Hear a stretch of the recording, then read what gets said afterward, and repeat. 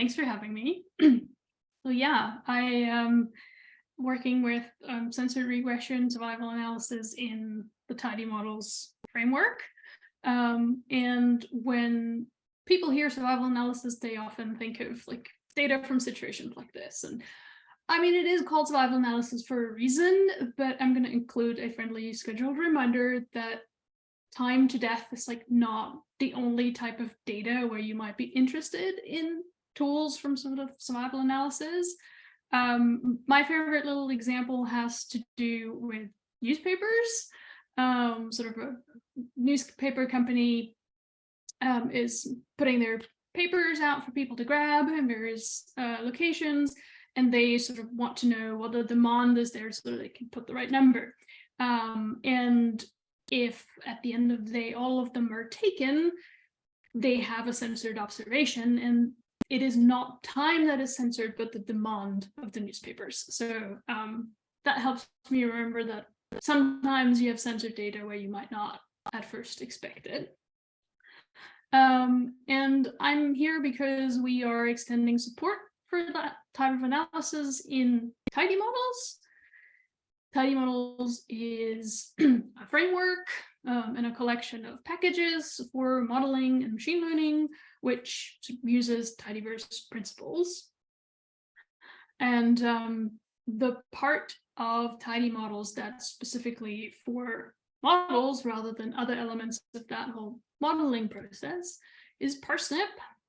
And it is designed to give you some consistency in the interface. So consistency in how you specify and fit various types of models, and in how you predict with them, and also what you get back.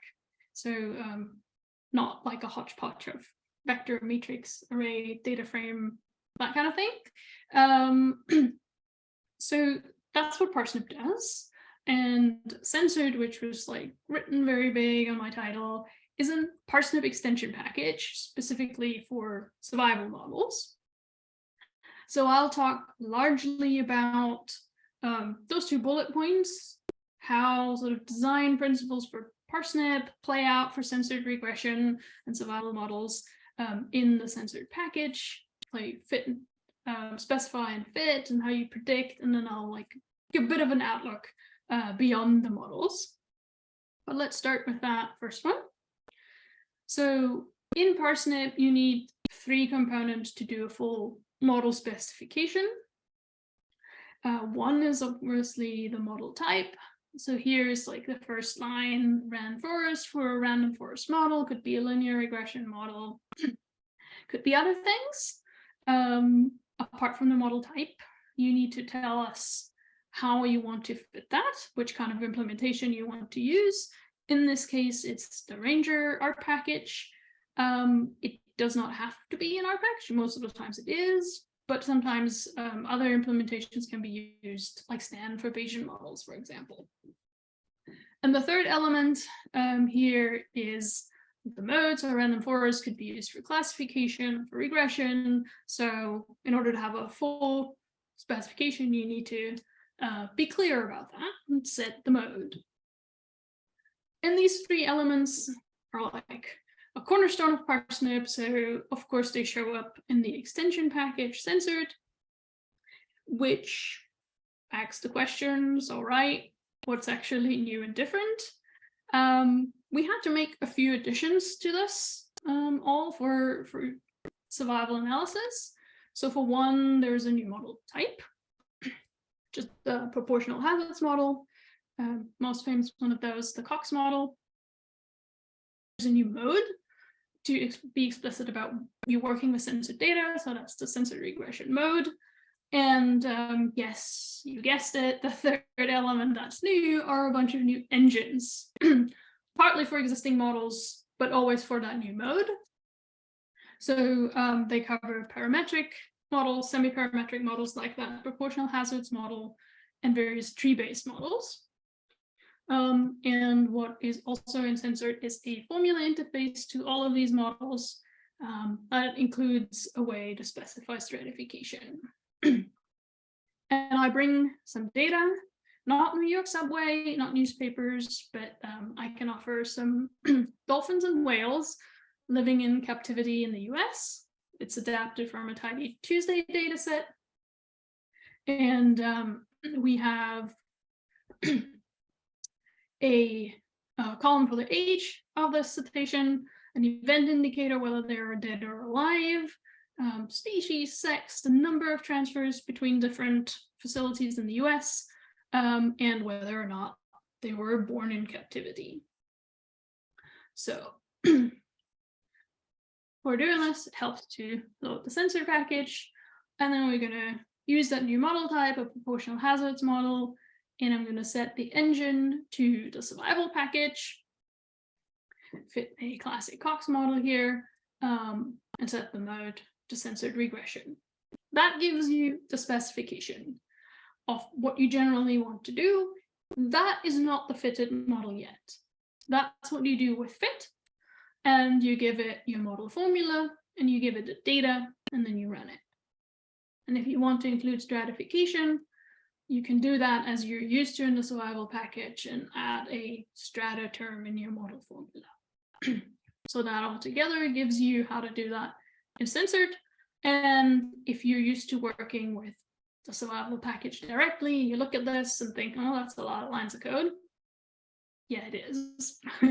So if you're doing this just like survival package directly, it is more compact. You just got your Cox pH function, the formula, and the data, and you're good to go. And if that's what you want to do, that's good. And then I would probably also do this. So Censored gets interesting if you want to try out that model, and then you might want to do something slightly different or completely different.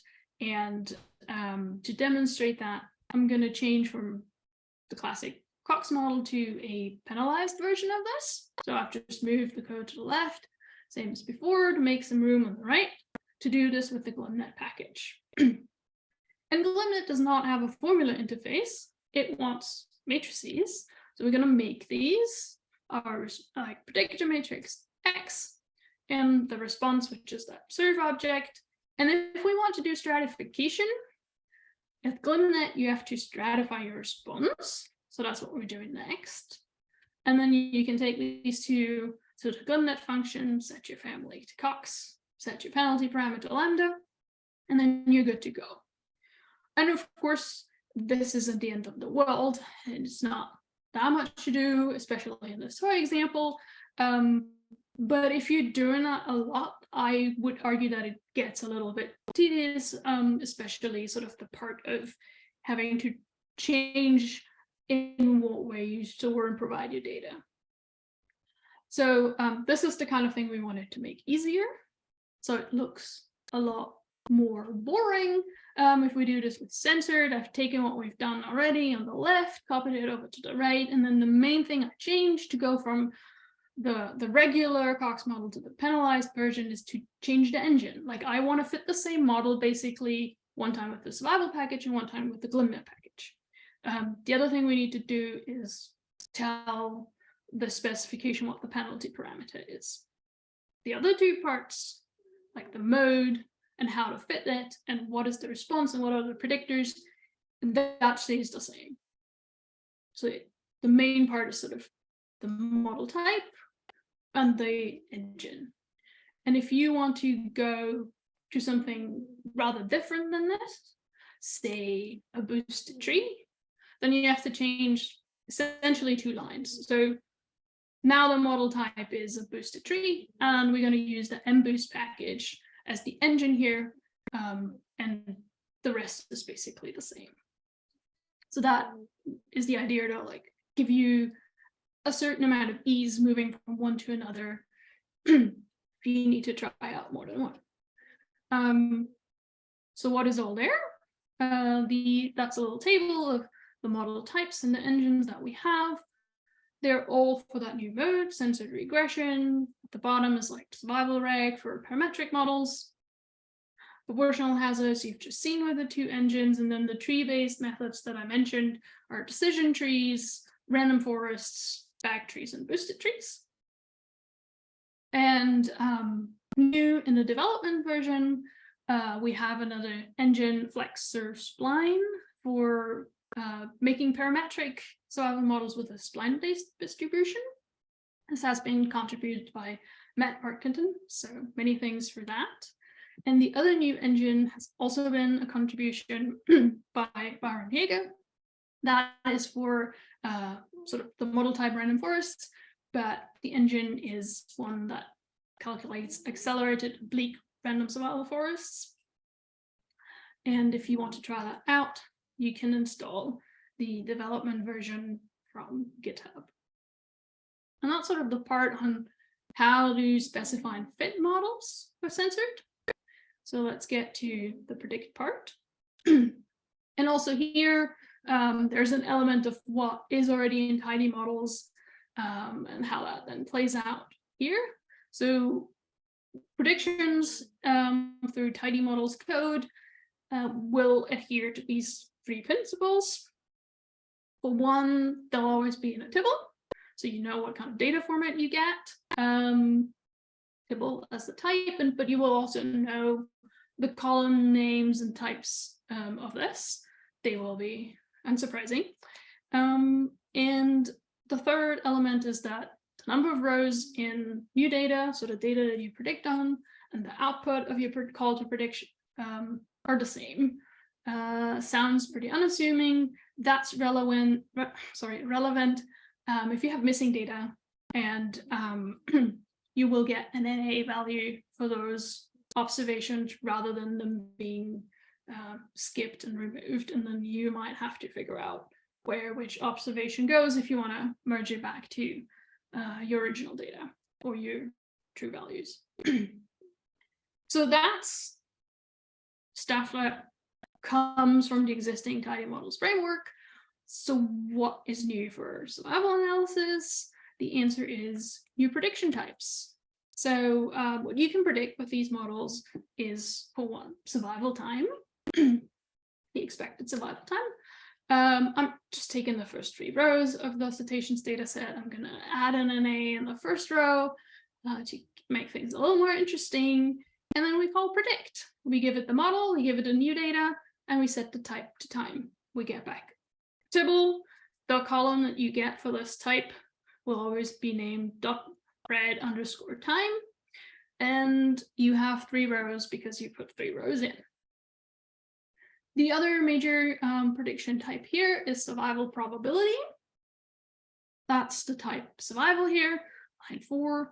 But survival probability is always a probability at a certain point in time. So we are calculating that for age 10, 15, 20, and 40 years for these cetaceans. And we get back a tibble with 3 rows. This is called .pred. But we ask for 4 time points. So these are stashed into little tibbles inside that, where you have the time points. So if we pull the first one out, you see the column .time with the 4 time points that I asked for, and .pred_survival is all in A because I snuck in an NA. If that's not the case, then you do get predicted probabilities. What Censored does not give you is a surfeit object in order to describe survival curves. If you want to say plot that for illustration purposes, you can just amp up the number of time points to cover your range. So I'm going to go for 1 year to 80 years. And then you can unnest the thing that will stack all the tibbles, the inside tibbles underneath each other, and make one big tibble. And because I want to keep track of who's who, I'm sneaking in the mutate statement here. But that sort of long tibble can then be passed on to ggplot, and you put a geom step over it to give you a good illustration of how the survival probability unfortunately goes down over time. So the prediction types in Censored that you can use are the survival time and the survival probability. You can do that for all of the models that we provide there. And then depending on the engine and what the engine provides, You can also have predictions of the hazard, quantiles of the event time distribution, or the linear predictor if your model has one. And for all of these, you don't have to do your own prep for a matrix interface or pad results for a maze, or sort of any of the other things that you might have to. And that's the main point for prediction. And now I want to take you on a little tour of sort of peeking beyond the models. I mentioned that tidymodels is a framework covering the whole process. So there is functionality for pre-processing for the models, which we've talked about at length here, workflows to combine those two into one object, resampling, performance metrics, tuning, all that jazz. And I want to tell you that the first four are all fine to work with survival models, and want to show you some of that in action, pointing out a few practical tips as we go along. Maybe a little bit of background is like, what is that workflow thing you're talking about? And we would like to get you to think about the model or the model workflow, not just as the actual, maybe a linear model or proportional hazards model, but to think of it as all the parts that need estimation from the data. So if you later want to assess performance of this and cross-validate it, you need to do both of these steps, everything where you do estimation on all of your resamples. So tidymodels provides a workflow object that bundles those two together and makes it easier to hand that off to the different parts. That is to keep you from having accidental information or data leakage because you estimated your principal components on all of the data, including stuff that is not used when you fit your model. So that's what I'm going to show you. So the pre-processing, there isn't really anything specifically new that needs doing for survival analysis, but it is good to remember a general recommendation, which is to handle transformations of the response outside of a recipe. So before you start making your recipe, you do that one step. So for survival analysis, that means make that serve object, which is typically your response, make that at the start. So I'm taking the Cetaceans data set and put it through a mutate, make the serve object, and discard the age and event column, because obviously the information is in the serve column now. So after doing this, we're going to make a workflow with the model and the recipe. The model is still the proportional hazards model. I'm going to go with the GLIMnet, the penalized version of this. If you do that, it works better if your predictors are normalized. So we're going to make a recipe. Doing that, making some dummy variables for GLIMnet, normalizing all the numeric predictors. And now we're going to put those two in a workflow. That's just a call to workflow. You add a recipe, and then you add a model. And then the only moment that you might have in this is that if you're used to working like the base formula as a way to do kind of pre-processing, like turning factors into dummy variables and all that stuff, and specifying very specific things about that model, like a stratification, then it's good to remember that pre-processing recipes is defined by the steps, and the formula that you put in at the very start is only used to assign roles and get the data type so that you can do selectors like all numeric predictors. Model-specific terms like strata can only be understood by the model, not any model, but like the survival model. So that's why you need to keep it with the model. That's why it is in the call to add model. As a formula argument, that's where you can specify that. It helps me to think of like this as a model formula as opposed to a preprocessing formula. But if you stack these two things together, you can then work with that workflow object like you did with the model before. You can say fit on it and give it the data, and then you can take that fitted object and predict with it. So that's sort of working as usual. So what is next? I'm currently working on simplifying that workflows bit a little bit. The model-specific terms will always need to be specified with the model, but if you have a formula that does not have that, like say remove that call to strata, then that should be a little easier. And that's what I'm currently working on, and what we as a team work on are performance metrics. So we currently don't have survival analysis specific metrics. There is a next, like time-dependent RST curves and Briar scores, and that will then enable us to do a tight integration with resampling and specifically tuning, because obviously without performance metrics, no tuning. But to sort of tie it all together and go back to what the title was, that was the censored package, and I'd like you to remember that it's a consistent interface to survival models and sort of gives you consistency in how you specify and fit, and consistency in how you predict and what you get back. So please have a try, give us feedback. Thank you so much.